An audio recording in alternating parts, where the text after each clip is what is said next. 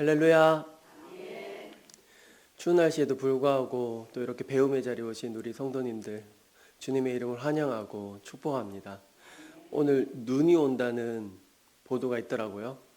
또 이제 가는 방향에서도 또 넘어지지 않도록 빗길, 눈길 넘어지지 않도록 늘 한 걸음 한 걸음 조심조심 또는 걸어가야 합니다.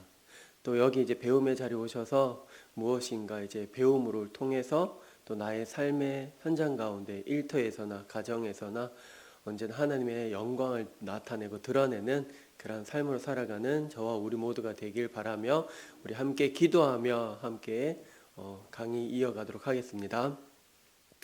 거룩하시고 자비로우신 하느님 아버지, 참으로 감사를 드립니다. 모든 만물을 창조하시고 다스리시는 주님, 내 마음속 깊은 곳에 찾아오셔서 내 마음속에 여러 가지 죄악들 뿌리 뽑아주시고 그 안에 선한 씨앗을 뿌려주시고 30배, 60배, 100배 풍성한 열매 맺어질 수 있도록 은혜를 더하여 주시옵소서. 배움을 통해 우리들의 지성과 인성뿐만 아니라 영성까지 경비하여서 어딜 가든지 무엇을 하든지 빛과 소금의 역할을 잘 감당하며 하나님께 기쁨 드리며 나아갈 수 있는 우리 모두가 되게 하여 주옵소서. 하나님, 성탄의 계절, 대림절 기간을 보내고 있습니다. 나를 위해 이 땅에 오신 예수 그리스도의 그 탄생을 기쁨으로 맞이하며 나아가는 과정 순간순간 되어주도록 주여 은혜를 더하여 주시옵소서. 한 해의 끝자락 우리가 한 해를 되돌아보며 하나님께 부끄러운 일들 많이 했습니다. 주님 용서해 주시고 다가오는 새해에는 이전보다는 이후의 삶이 온전히 달라지는 변화된 삶으로 역동적인 삶으로 살아갈 수 있도록 하는 영육간의 강건함으로 주님 붙들어 주시옵소서. 감사드리며 길이요 진리요 생명이신 예수 그리스도의 이름으로 기도드립니다. 아멘. 이제 벌써 이제 12월 이제 중순에 다가온 것 같습니다. 각 교육부서는 성탄절을 맞이해서 여러 가지 열심히 준비하며 나아가고 있고 우리들도 마음 자세가 정말 달라야 되지 않을까. 벌써 이제 한 해의 끝자락인 것 같아요. 어떻게 그럼에도 불구하고 잘 살아오셨죠? 아쉬운 부분도 없지 않아 있겠지만 주님 보시기에는 또 여러 가지 또는 성이 못 찰 수도 있을 것 같아요. 그래도 하나님은 우리 존재 자체를 사랑하시니까 그 마음을 자각하고 살아가느냐 자각하지 않고 그냥 내 마음대로 살아가느냐에 따라서 분명히 확연하게 다른 것 같아요. 하나님을 내 마음속에 초대하며 가정에서는 일터에서도 늘 말씀에 또 주님을 초대하면 일을 시작하기에 앞서서 하나님 주님 내 직장 가운데 주님을 초대합니다. 하나님 일거수일투족 나를 바라보시고 내가 하나님 앞에 사람 앞에 경건하게 살겠습니다. 그러한 마음으로 살아간다면 하루하루 좀 자세가 다르지 않을까라는 생각이 듭니다. 그냥 뭐 하루 또 매일의 쳇바퀴처럼 살아가는 것이 아니라 오늘 하루도 나에게 호흡을 주시고 아담에게 그 이제 생기를 불어 넣어 주셨잖아요. 그 생기를 불어 넣어 주심으로 인해서 이제 역동적이게 살아난 것처럼 우리도 오늘 하루도 정말 무심코 살아가는 것이 아니라 나한테 이렇게 호흡을 주셨거나 들이쉴 수 있는 호흡, 내쉴 수 있는 이 호흡을 통해서 한번 느껴보세요.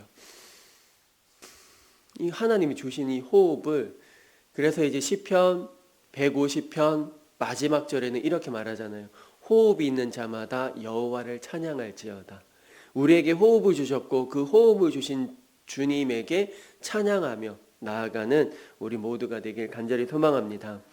벌써 이제 마지막 그거네요. 성경대학 팀켈러의 일과 영성 복음의 날개를 달다.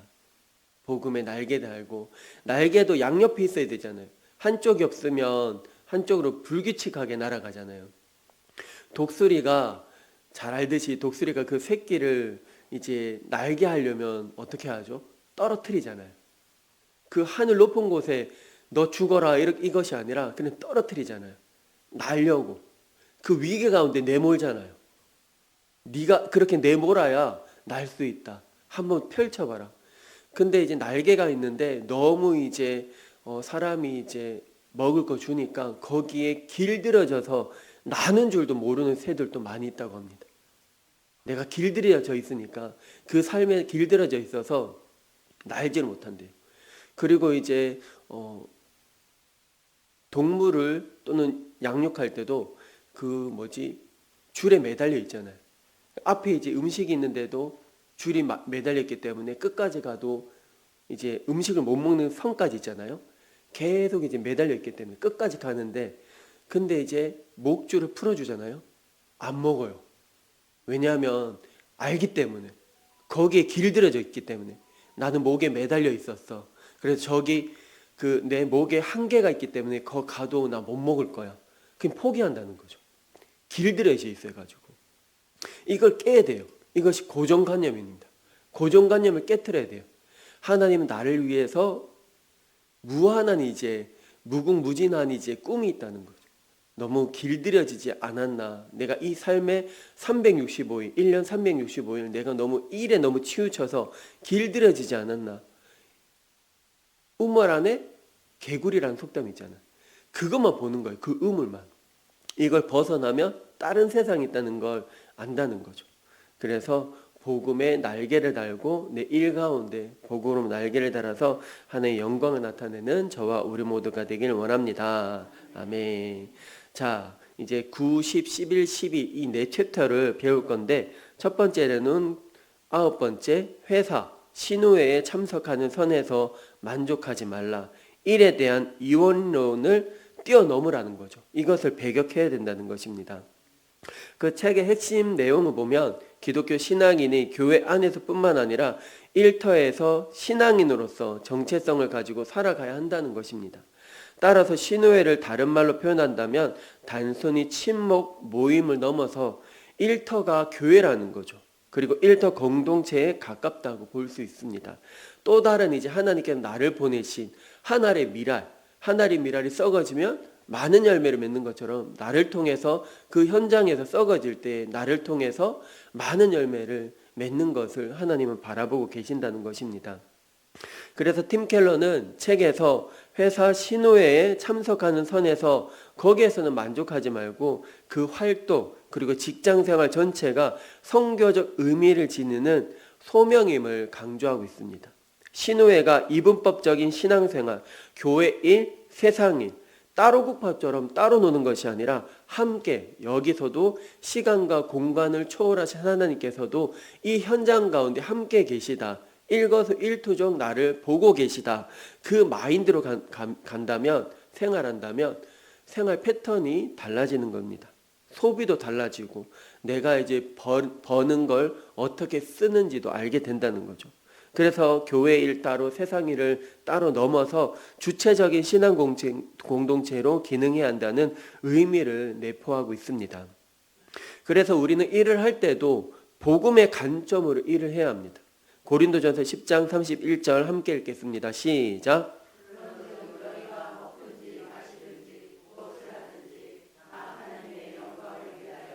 아멘. 먹든지 마시든지 무엇을 하든지 이 모든 것이 하나님이 개입하시고 하나님의 영광을, 무엇을 먹어도 무엇을 마셔도 어떤 일을 하든지 부끄럽지 않도록 한 점 부끄럼 없이 하나님의 그 복음의 관점으로, 하나님은 살려고자 이 땅에 오셨잖아요. 생명을 살리고자. 사단은 죽이려고 왔잖아요. 욥기에 보면 사단이 두루두루 다닌다고 표현이 나오거든요. 그래서 이제 하나님께서 사탄에게 물어봐요. 어딜 그렇게 어딜 그렇게 다녔느냐 했을 때 사단은 넘어질 자, 두루두루 찾는다고 말씀하고 있어요. 그리고 신약에서도 보면 예수님께서도 사역할 때 어떻게 했느냐, 두루두루 다니셨다고 했어요. 사단은 두루두루 넘어진 자를 찾을 때 예수님은 두루두루 다니면서 다시 생명을 살려고자 그 현장에 찾아가신다는 것입니다.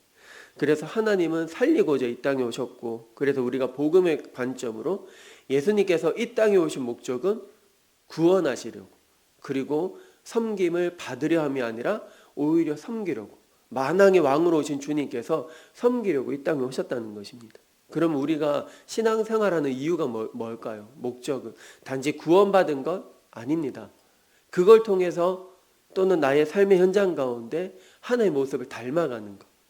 예수님의 사역 현장 가운데 두루두루 다니면서 사람을 살리고 생명을 살린 것처럼 나도 하나님의 모습을 닮아서 절망한 자, 낙심한 자, 우울한 사람, 나의 희망적인 예수님의 메시지를 전함으로 인해서 나의 말뿐만 아니라 나의 언행일지, 삶을 통해서 보여야 그 사람도 안다는 거죠. 아, 예수님 믿는 사람 뭔가 다르구나. 그걸 느끼도록 우리가 살아가야 한다는 것입니다. 신우회는 분명 중요한 은혜의 통로이지만 그것이 우리의 직장 신앙 전체를 대표할 수는 없습니다. 하나님은 우리의 회의나 보고서, 고객을 응대하는 것, 그리고 동료들과의 관계, 그리고 매일의 기계적인 업무 속에서도 하나님의 영광이 드러나길 원하십니다. 신우회가 신앙의 전부가 되면 우리는 삶 전체를 하나님께 드리려는 소명을 잊게 됩니다. 왜 신앙과 일을 나누는가? 청소년들 보면 집에 각자의 방이 있잖아요. 내 방 있고 동생 방 있고 뭐 그렇게 여유가 있으면 다 방이 있잖아요. 각자의 방, 부부의 방이 있고 엄마 아빠 방이 있고 내 방이 있고. 근데 이제 청소년 그거는 이제 자기 방 이제 문을 걸어 잠그잖아요. 왜냐하면 여기 있는 공간은 내 공간이기 때문에 절대로 들어오지 마. 어쩌면 우리들이 청소년 이런 모습으로 신앙생활을 하고 있지 않은지, 교회 밖을 나가는 순간 이제 하나님 나와 좀 피곤합니다. 하나님과 함께 하려고 하니까 피곤해요. 더 이상 여기까지만 간섭하고 더 이상 나에게 오지 마세요. 이 6일은 나의 생활입니다. 더 이상 오지 마시고 참견하지 마시고 그런 생활을 나는 하고 있지 않은지, 청소년기 신앙생활을 하고는 있지 않은지, 우리가 모든 전반적인 것, 나를 만드시고 나를 창조하시고 누구보다 나에 대해서 더 잘 아시는 주님과 함께 관계를 맺을 때 하나님 다 아신다는 것입니다. 그래서 많은 그리스도인들이 신앙을 교회에서나 필요한 것, 그리고 제안을 합니다. 직장은 성과 중심, 교회는 은혜 중심이라는 잘못된 구분이 생기면서 두 세계를 완전히 다른 영역으로 취급해 버리는 경우가 많이 있습니다. 우리들뿐만 아니라 어린아이를 키우는 부모님도 마찬가지입니다. 교육관념이 너무 달라서, 엄마 아빠 교육관이 달라서 어떤 분은 교육과 신앙은 별개다, 따로 가야 된다. 한편은 아니다, 신앙과 교육은 같이 가야 된다. 자문에 보면 마땅히 아이에게 가르칠 것을 가르치라고 말씀하거든요.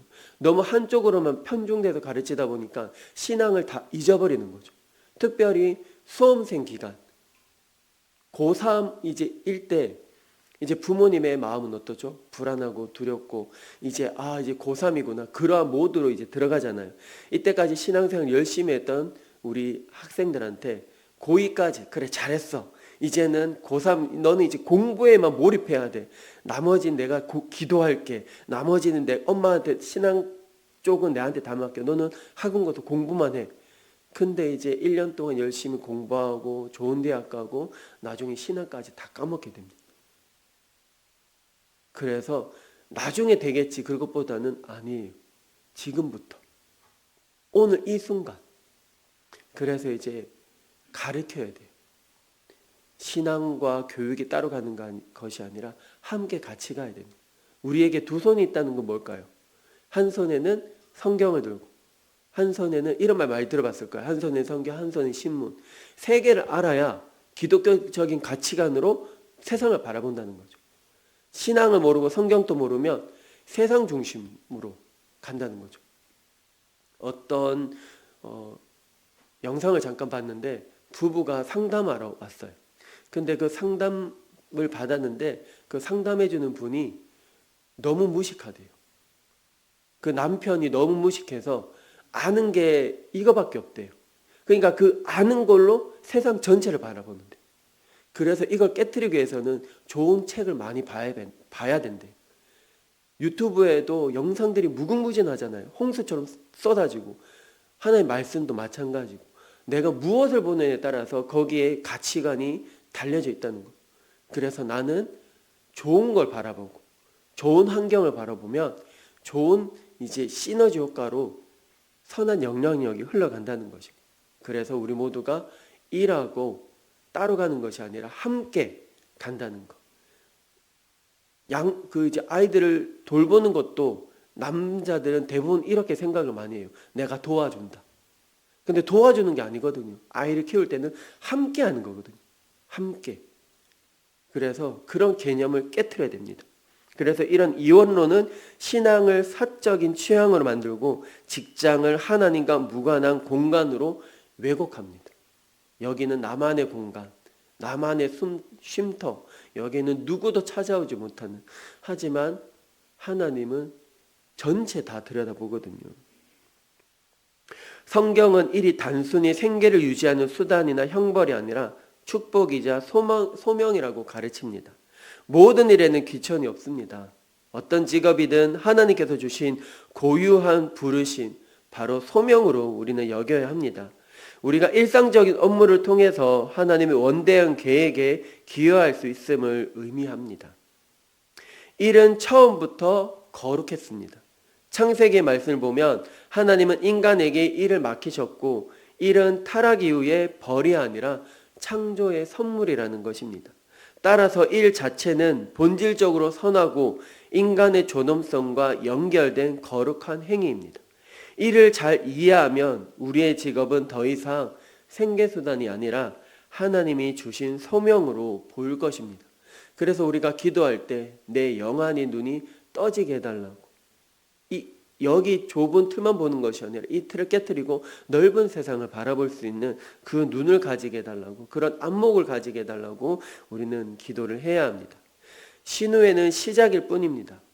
그 직장에서는 시작입니다. 그 신앙을 확인하고 그리고 가치이자 직장인들과 나누는 아름다운 공간이 되어야 합니다.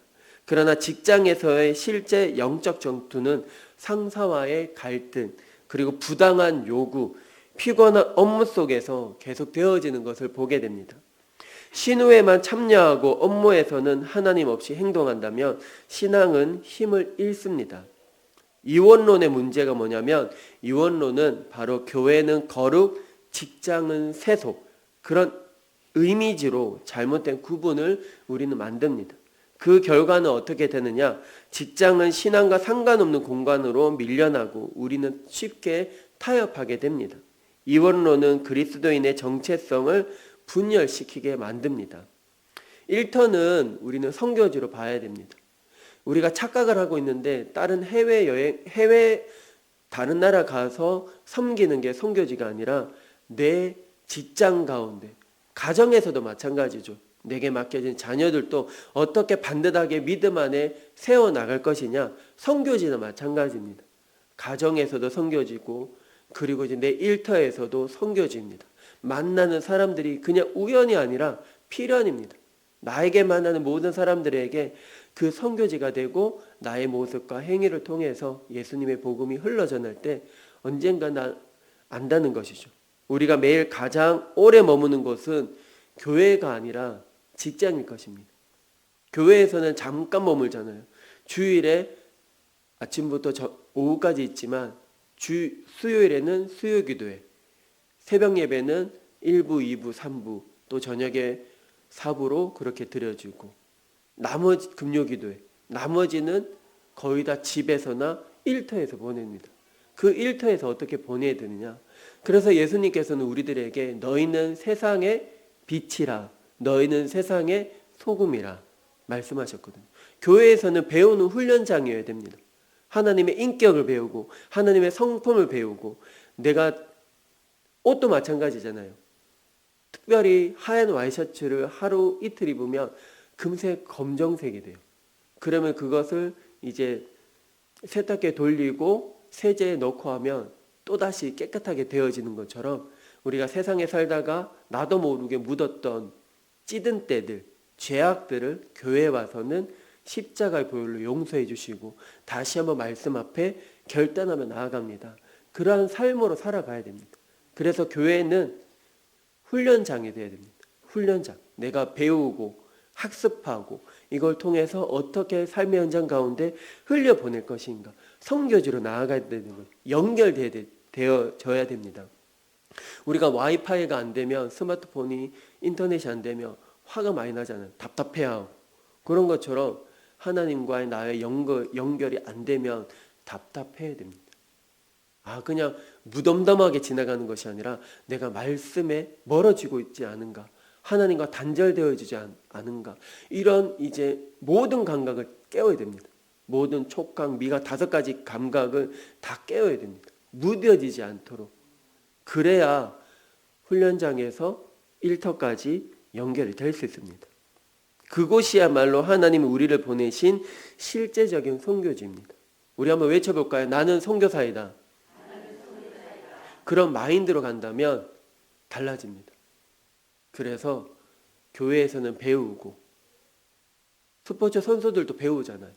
그래서 땀은 거짓말하지 않는다 말하잖아요. 내가 흘린 만큼 보람을 느끼니까. 그래서 우리들도 땀을 흘려야 됩니다. 직장에서의 작은 행동 하나가 사람들에게 그리스도를 드러낼 수 있습니다. 업무가 예배가 될 때 정직한 보고서, 성실한 시간 관리, 동료를 배려하는 태도, 이 모든 것이 하나님께 드리는 예배가 된다는 것을 기억해야 됩니다. 그래서 하나님은 예배자를 찾고 계시잖아요. 우리는 착각하고 있어요. 이 1시간 하나님께 찬양하고 기도하고 말씀 듣는 이 1시간이 예배가 아닌가? 아니거든요. 이 예배가 내 삶 가운데 전체가 되어질 때 하나님은 기뻐하신다는 거죠. 하나님은 예배자를 찾으십니다. 신령과 진정으로 예배할 때 우리의 삶을 이 1시간만 진정으로 예배 드리는 것이 아니라 나의 삶을 신령과 진정으로 예배하는 마음으로 태도함으로 나아갈 때에 하나님이 그 사람을 찾아 쓰신다는 것입니다. 하나님은 우리의 직무를 통해 기뻐하시고 세상을 변화시키기를 원하십니다. 하나님이 변화시킬 수 있지만 하나님은 사람들을 통해서 창세기부터 요한계시록까지 아담과 아브라함과 다윗과 다니엘과 여러 사람들, 수많은 사람들을 통해서 하나님은 역사하셨잖아요. 위기 가운데 있는 다니엘은 벗어나지 않고 늘 예전처럼 했던 습관대로 거룩한 모습대로 그곳을 향하여서 기도를 했더라. 그것이 성경에 기록된 것처럼 우리들도 그렇게 매일의 삶 가운데 하늘의 기억이 되어지고 기록이 되어야 되지 않을까요? 우리의 일거수일투족. 대통령이 가는 모든 곳곳마다 기자들이 붙고 말하는 순간 모든 것이 기사가 되고 그걸 쓰는 것처럼 우리들이 가는 곳곳마다 말하는 것마다 하나님의 천군 천사를 통해서 다 기록하신다는 것을 기억하면서 오늘 하루도 매일의 삶 가운데 하나님께 기쁨 드려 나아가는 우리들의 삶이 되길 간절히 소망합니다. 업무를 사명으로 봐야 됩니다. 일은 어쩌면 생계로 보죠. 입에 풀칠하기 위해서. 그러나 그것을 뛰어넘을 수 있는 그런 우리가 되어야 됩니다. 업무를 바라보는 관점이 바뀌면 삶 전체가 변합니다. 사명으로 일하는 사람은 불평보다 기쁨이 많습니다. 교회에서도 헌신하고 섬기는 분들 보면 입가에 미소가 가득해요. 왜냐하면 하나님으로 받은 은혜가 가득하기 때문에 죽을 수밖에 없는 나를 구원해 주신 그 사랑에 입어 어떻게 하면 하나님께 보답할까? 학생들도 마찬가지죠. 나에게 가르쳐 주는 선생님을 찾아가고 지금은 많이 현저하게 줄어들었을 거예요. 지금보다는 예전에는 그런 게 많았잖아요. 선생님과의 그 관계가 너무나도 애틋하고 그래서 이제 선생님, 스승을 찾아가기도 하고 요즘은 어떤가요? 그런 게 많이 없잖아요. 많이 사라진 시대. 교회에서도 마찬가지고 교회 아이들과 선생님과 관계 그냥 형식적인 이례적인 관계가 되어지지 않도록 정말 친밀하게 아이들은 감정이 있거든요. 다 느끼거든요. 저도 중고등학교 학창시절 전 모태신앙이라서 자라면서 중고등학교 교회에서 다니면서 선생님들 관계를 맺으면서 너무 좋았어요. 거의 다 형들이었고 누나들이었고 같이 이제 신앙생활 같이 하면서 그 추억들이 애틋하게 남아있거든요. 여기 뭐 선생님들 부장님들 있다면 그 예전에 그런 기억들을 떠올려서 저도 뭐 신학교 다니면서 배운 것도 그걸 토대로 하는 거지만 어쩌면 내가 다 자라오면서 내가 본 거 교회에서 자라면서 교회 안에서 형들하고 누나하고 선생님들하고 배웠던 거 몸 같이 했던 거. 같이 하면서 사람을 통해서 배우니까 교회 계속 머물게 되고 나도 이제 목사님이 돼야 되겠다. 그런 생각을 하게 된 것 같아요. 왜냐하면 너무 좋은 사람들이 많이 있었으니까 교회 안에. 좋은 사람뿐만 아니라 나쁜 사람들도 있겠지만 교회 안에 좋은 사람들이 많다 보니까 영향을 많이 받는 거죠. 그래서 우리들이 나는 교사 아닌데, 나는 부장 아닌데, 나는 아이들과 상관없는데, 그런 생각하지 마시고 우리 교회 안에 오고 가는 아이들 보면 한 번씩 반갑다, 어쩜 이렇게 이쁘니, 엄마하고 손잡고 왔구나, 그런 말 한마디 해줄 때 아이들은 느낀다는 거죠. 권사님의 사랑을 이제 받고 잘하는 사람하고 권사님하고 사랑받지 못한 사람하고 차이가 엄청 많이 납니다. 그 사랑을 흘려보낼 수 있는 우리 모두가 되길 간절히 소망합니다. 그것이 우리들의 역할이 아닐까요? 우리들의 모습을 통해서, 나의 권사님, 장로님, 집사님의 모습을 통해서 우리 다음 세대들이 무럭무럭 자란다는 거죠. 10년 후에, 20년 후에 우리 다음 세대들이 또 나의 모습을, 아름다운 모습을 닮아서 장로님이 되어야 되고 권사님이 되어야 되고 교회의 직분자가 되어서 이 나라 민족 가운데 열방 가운데 귀하게 쓰임받는 그것을 기대하며 오늘 또 말로 씨앗을 뿌리고 성품으로 씨앗을 뿌리는 우리 모두가 되길 바랍니다. 자, 오늘 우리 스스로에게 던져야 될 질문이 있는데 그것은 바로 오늘 내 일을 통해 하나님은 무엇을 이루기를 원하시는가? 이 질문은 업무를 단순한 노동에서 사명으로 바꿉니다. 매일의 삶 가운데 일하기 전에 이 질문을 스스로에게 던져보세요. 나에게 주어진 하루, 나를 통해서 하나님이 무엇을 하기 원하십니까? 기도하면서, 또는 하나님 영역이 있고 나의 영역이 있고 나에게 주신 비전과 그 달란트를 또는 이제 발전, 개발을 하고 또 훈련을 해서 그렇게 나아간다면 더 좋은 인생, 제2의 인생을 살아갈 수 있다는 것입니다. 9번째 결론은 신후에는 그 직장은 출발점입니다.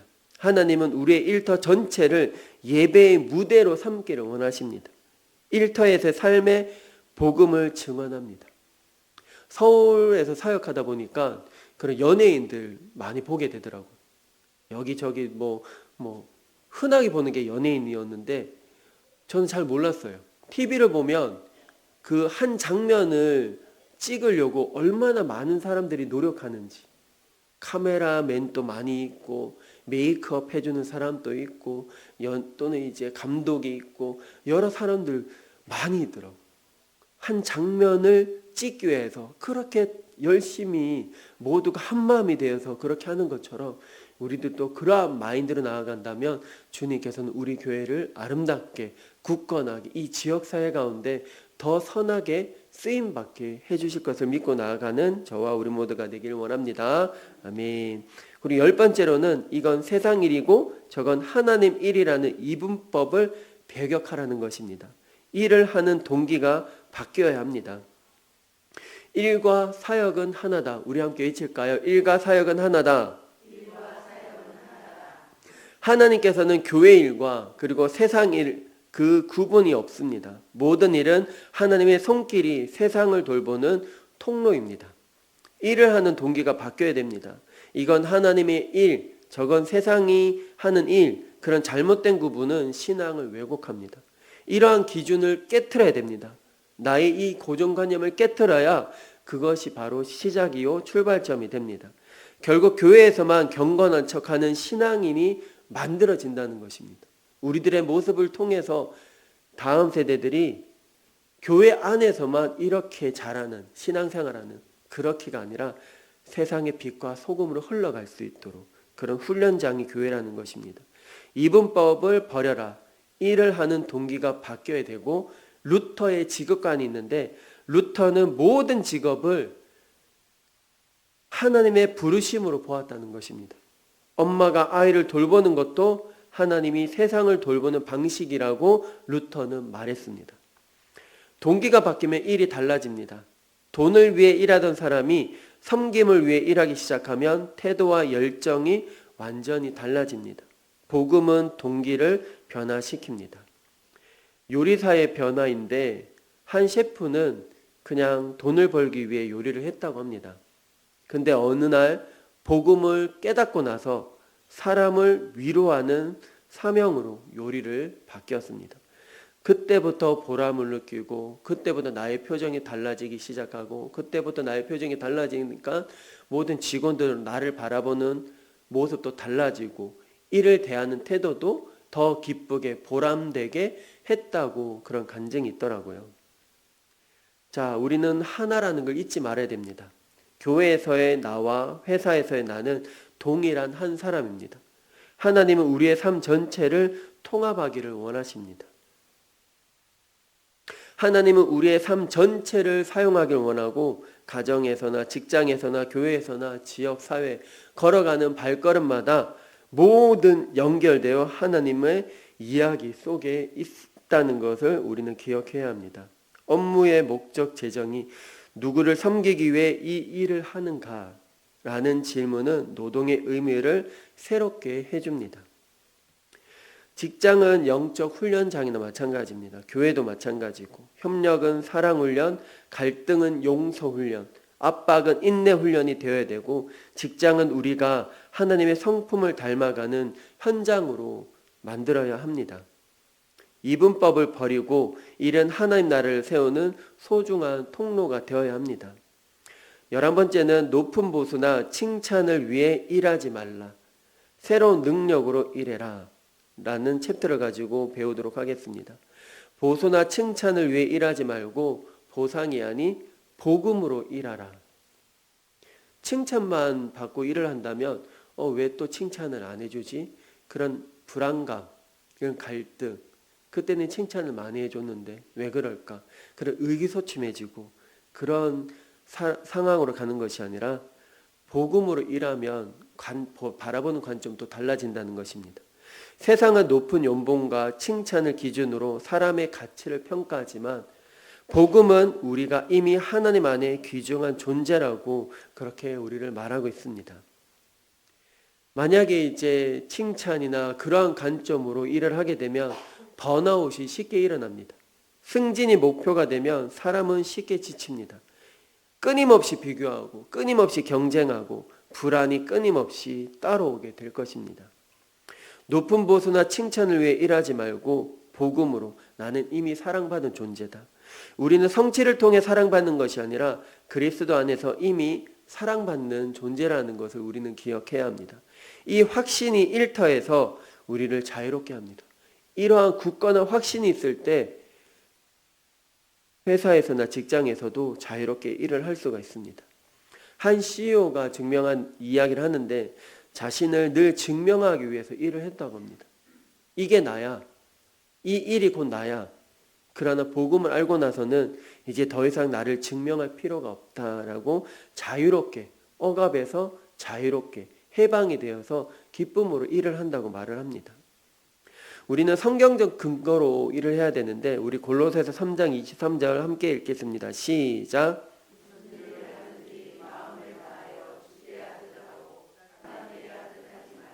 아멘.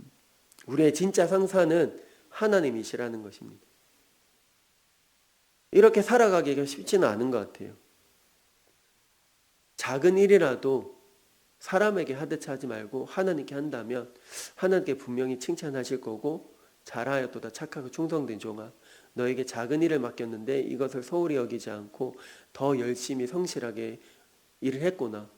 더 큰 일을, 더 좋은 일을 너에게 맡기고, 하지만 그 반대로 그 일을 줬는데 그 일을 소홀히 여기고, 이 일은 너무 작은 일, 눈에 띄지 않아, 누가 봐도 사람이 알아주지 않아, 그러면 하나님은 분명히 악하고 게으른 종아, 그렇게 우리들에게 말을 할 것입니다.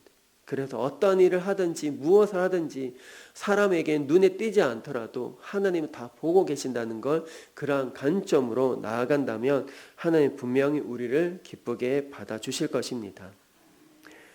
죽게 하듯 일을 할 때 나에게 일어나는 변화들이 분명히 있습니다. 루터가 말한 일에 대한 의미가 있는데, 모든 일은 소명입니다. 우리 함께 읽겠습니다. 시작.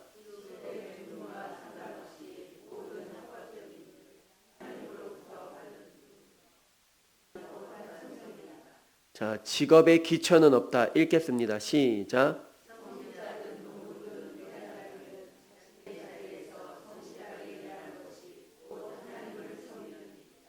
세 번째, 믿음의 실천. 시작.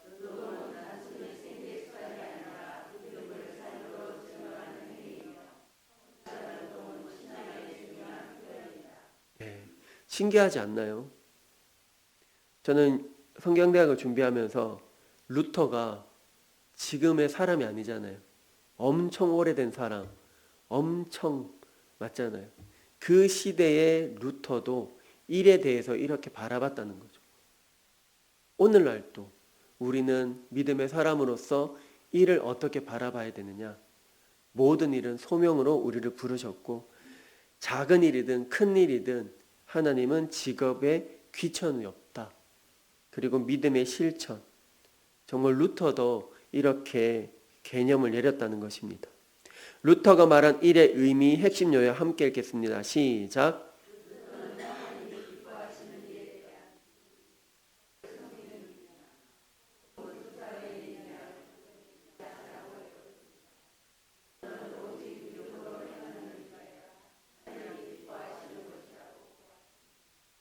오직 믿음. 우리 부모의 마음도 마찬가지잖아요.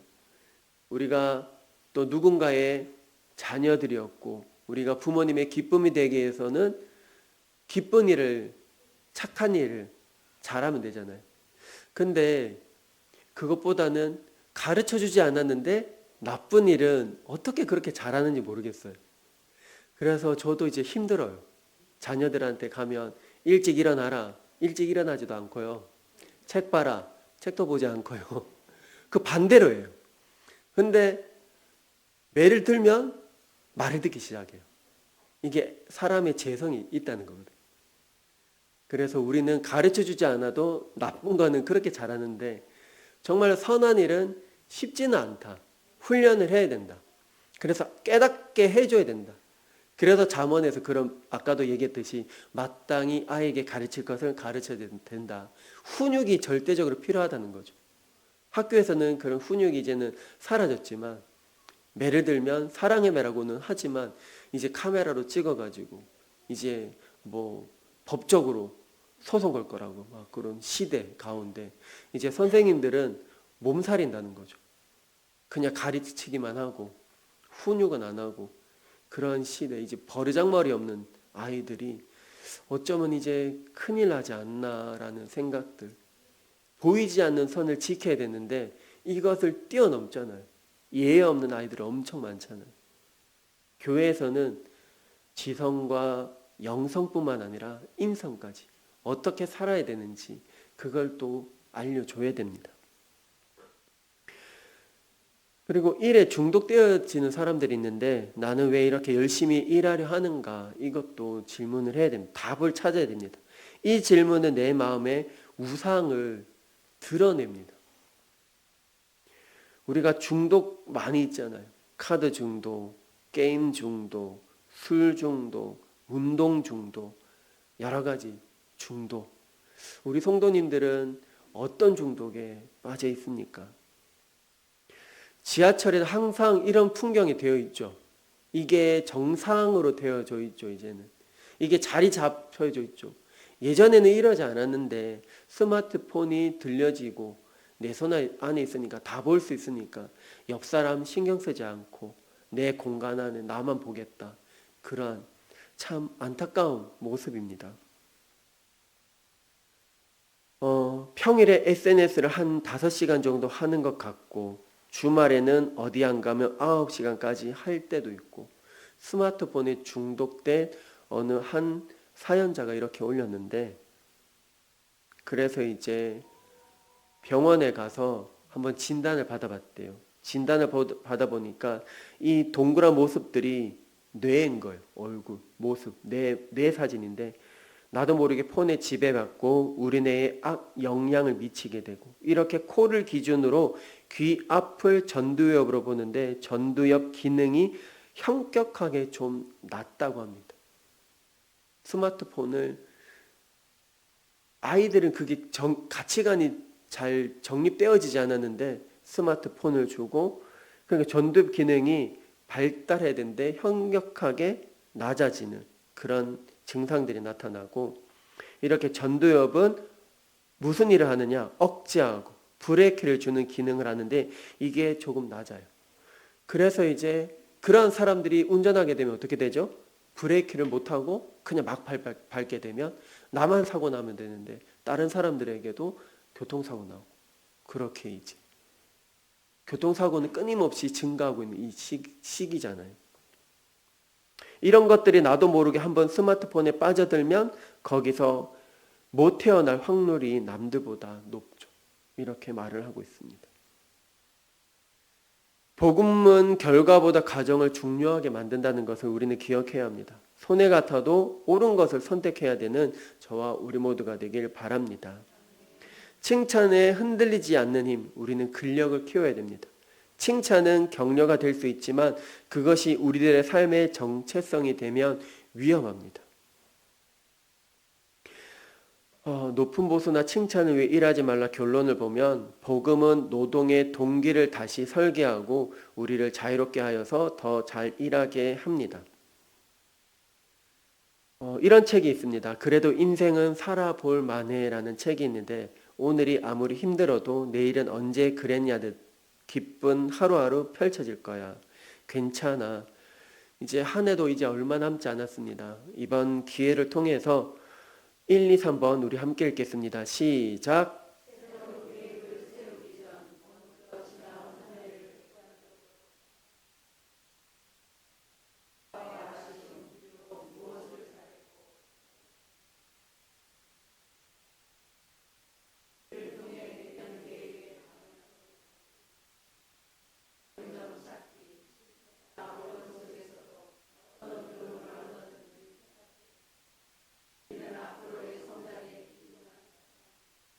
네, 이제 한 해를 되돌아볼 그 시기가 다가왔습니다.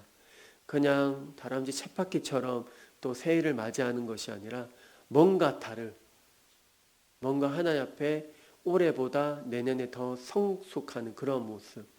바울이 예수님을 만나서 이전과 이후의 삶이 온전히 달라졌잖아요. 누가 그랬잖아요. 복음에 미친 자다. 복음에 미쳐야 되거든요. 우리도 정말 복음의 미침으로 우리의 삶의 현장이 복음의 관점으로 하나하나 세워나가는 일에, 또는 이러한 관점으로 한 해를 잘 점검하고 내년에는 어떻게 나의 잘못된 모습을 하나님의 말씀으로 또는 이제 새롭게 방향을 바꿀 것인지 고민하며 그러한 시간을 가질 때 또 새해를 기쁨으로 맞이할 수가 있습니다. 그냥 하루하루 바쁘게 그냥 살아가면 똑같이 됩니다. 그래서 이번 12월 달 이제 얼마 남지 않았는데 정말로 한 해를 되돌아보고, 올 한 해 정말 교회 안에 많은 일이 있었잖아요. 정말로 은혜를 부어주셨고 그 은혜 가운데 우리가 직접 경험을 하였고, 내년에는 더 풍성한 은혜를 기대하면 우리 모든 빛과 소금, 모든 다음 세대부터 우리 장년부 모두가 한마음 한뜻이 되어서 각자의 자리 가운데 소명으로 잘 감당하며 더 귀하게 쓰임받는 우리 모두가 되길 원합니다. 이 책에서 말하는 것은 이런 내용들이 있는데, 남들과 비교, 경쟁과 불평등에 대한 반감, 그리고 무기력, 한국 사회에서는 돈만이 최고라는 비관적 인식 등이, 우리들이 자라나는 청년들이 바라보는 이 사회는 온갖 부조리나 불안과 우울과 두려움으로 가득 찰 수밖에 없습니다. 아무리 노력해도 자신의 처지에서 벗어날 수 없을 거라는 그 막연한 믿음과 끊임없이 반복되는 타인과의 저울질로 몸과 마음이 점차 어떻게 될까요? 황폐해져 가고 있습니다.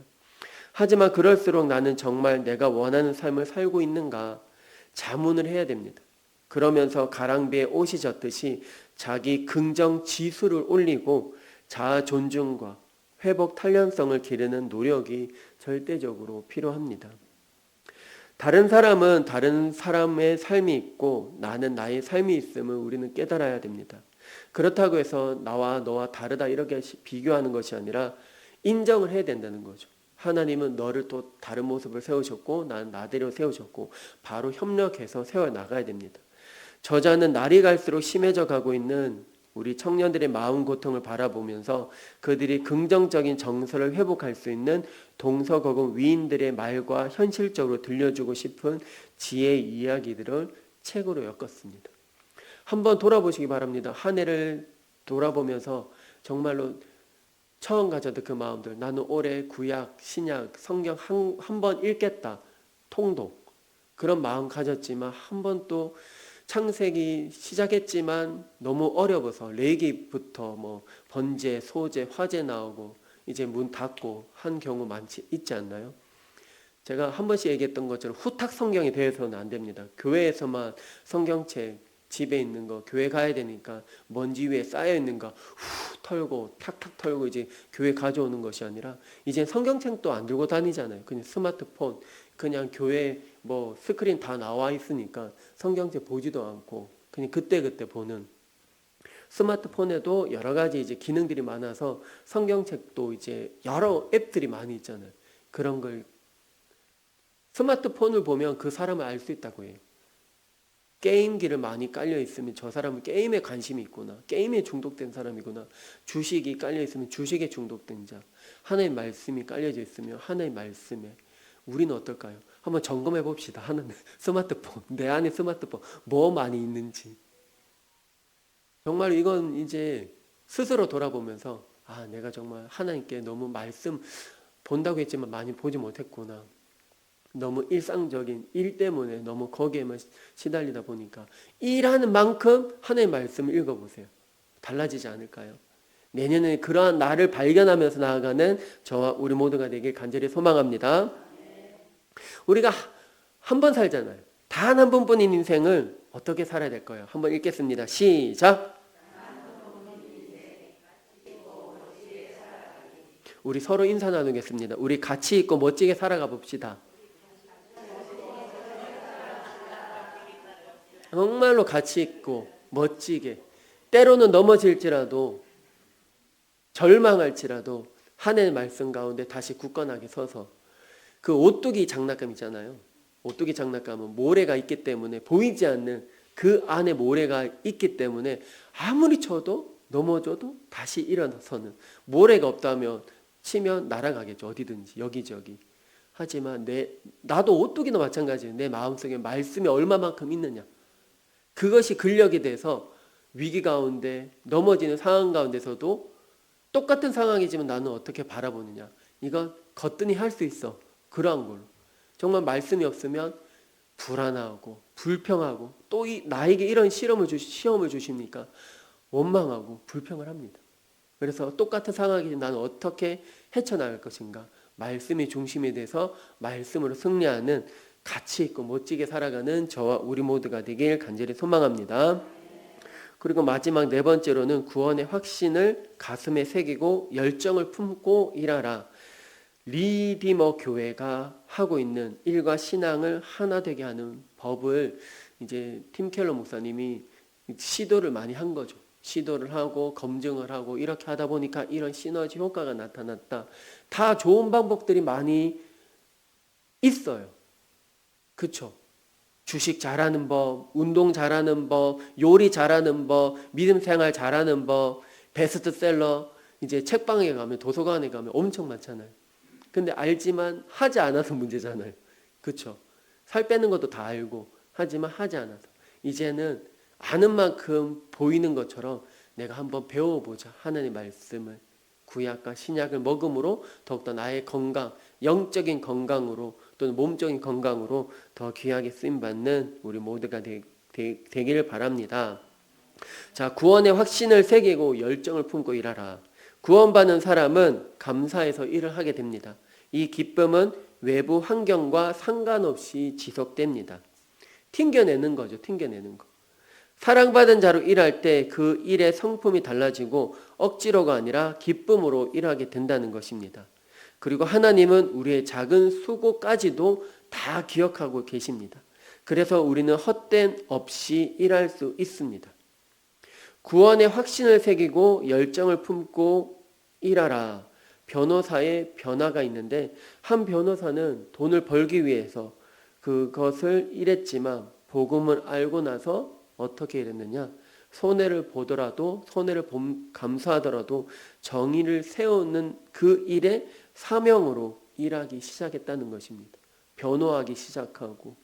그래서 그런 분들이 정말 억울하게 갇혔는데 다시 법 앞에 열심히 이제 호소하고 좋은 변호사를 만나니까 그 30년에 그 끝내고 나왔을 때 그런 실화들이 우리 주변에 많이 있잖아요.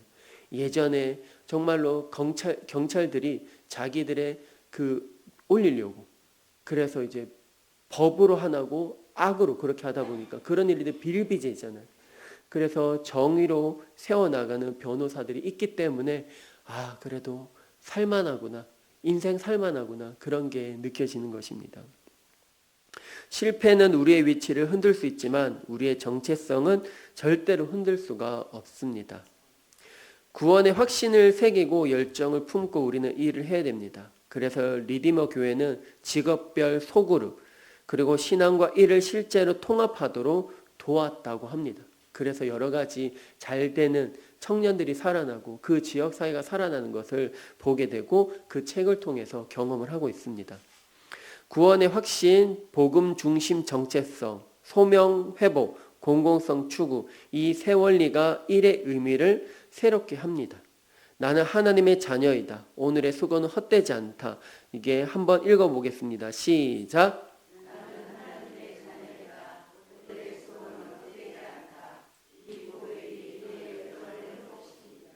우리가 이렇게 말로 고백하는 것이 우리의 두 귀로 듣고 우리의 좌뇌 우뇌가 듣습니다. 그래서 이제 행동을 하게 만듭니다. 그래서 성경을 암송할 때도 저도 이제 신대원 갈 때 109절이 암송 구절이 있었어요. 10계명을 다 써라. 다 써야 돼요. 한자라도 틀리면 땡인 거예요. 그래 다 써야 되는데 어떻게 그걸 외우느냐? 도서관에서도 그냥 눈으로 봅니다. 그리고 씁니다. 그리고 밖에 졸리니까 밖에 나가서 공원이 있으니까 산에서 학교 뒤편에 산이 있거든요. 산책로가 있어요. 산에 가면서 보면서 이제 말을 읽는 거죠. 그러면 귀가 듣고 암송이 되고 내게 되더라고요. 그것이 지금까지 저의 밑거름이 됐거든요. 그래서 우리 성도님들도 암송 너무 부담 갖지 말고 정말 말씀 가운데 나한테 정말 가슴에 뼈 때린다. 내 영적으로 들어온다. 그러면 그것을 메모지에 써가지고 그것을 올리기 바랍니다. 냉장고에 쓰고 TV에 쓰고 그러면 화장실에 쓰고 붙이면 그러면 그것이 계속 보는 거죠. 내 눈이 계속 가니까. 그러면 그것이 그냥 스쳐 지나가지 말고 한번 보시기 바랍니다. 나만 보는 게 아니라 우리 자녀들도 봐요. 우리 자녀들을 보면서 무엇을 느끼느냐? 우리 엄마 아빠가 그래도 신앙에서 살려고 하시는구나. 나도 저런 모습 닮아가야 되겠다. 그게 기억이 나거든요. 어떤 실제적인 이야기인데 어떤 아이가 자라서 부모의 영향을 많이 받다 보니까 이제 그렇게 삶을 살더라고요. 우리 추억을 되돌려서 부모님이 소천하시고 이제 가슴 아프잖아요. 하지만 좋은 추억이 많이 남아있던 거예요. 부모님과 함께하면서 여기저기 산책하면서 부모님이 불렀던 찬양, 부모님이 읊조렸던 하나님의 말씀, 그것이 자녀들에게 가랑비에 옷 젖듯이 스쳐 지나가서 그것이 또는 그 자녀가 커서 그러한 삶으로 살아간 거죠. 그래서 나의 말 한마디라도 그런 이제 눈길에 가는 곳에 그걸 붙이면 다 안다는 것입니다. 그래서 나는 하나님의 자녀라는 것을 꼭 기억하면서 나의 삶의 현장 가운데 이 작은 일이라도 하나님 기뻐하신다. 그런 모습으로 최선을 다하는 저와 우리 모두가 되길 간절히 소망합니다. 마지막으로 보면 복음으로 일하면 일 자체가 예배가 되고 우리의 일터는 하나님 나라가 흘러가는 장소가 될 것입니다. 자, 이제 끝이 났고 한번 읽겠습니다. 시작.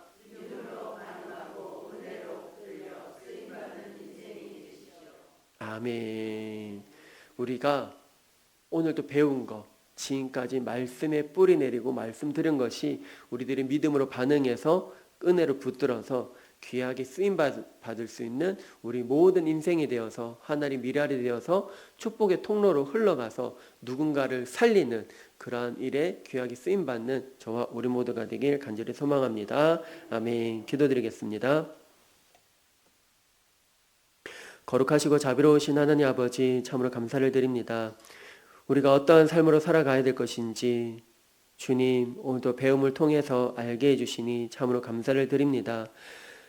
하나님, 나를 만드시고 나를 지으신 하나님, 누구보다 나에 대해서 더 잘 아시는 주님, 하나님 거룩한 몸부림으로 피곤한 몸 주의 전에 와서 배움의 자리에 왔습니다. 배움을 통해서 하나님 교회에서는 배움의 자리가 되어지고 훈련장이 되어서 또는 일터에서는 하나님의 그 배움을 귀하게 또는 축복의 통로로 흘려보내서 하나님 큰 바다를 이루어 나아갈 수 있도록 주여 은혜를 더하여 주시옵소서. 우리들의 모습을 통해서 우리들의 헌신과 섬김을 통해서 또 작은 씨앗을 뿌립니다. 자라게 하시고 또는 우리 모두가 합력하여서 선을 이루어 나갈 수 있는 귀한 믿음의 동력자들, 귀한 믿음의 청지기인들 모두가 되어주도록 주여 은혜를 더하여 주시옵소서. 감사드리며 지금도 살아서 역사하신 예수 그리스도의 이름으로 기도드립니다. 아멘. 우리 모두 하나님께 영광 박수 올려드리겠습니다. 아멘. 감사합니다. 출석하지 않으신 분은 뒤에 이제 이름을 꼭 적어주시기 바랍니다. 감사합니다.